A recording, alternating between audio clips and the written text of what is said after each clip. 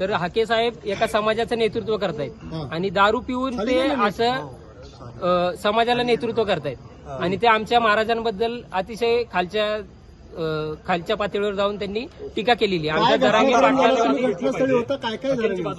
आताची घटना अशी आहे की हा आमचा मराठा बांधव त्या ठिकाणी होता, त्यांनी पाहिलं तो हाके दारू पित होते. ह्याने आमच्या मराठा बांधवांना आम्हाला फोन करून तिथं बोलून घेतलं.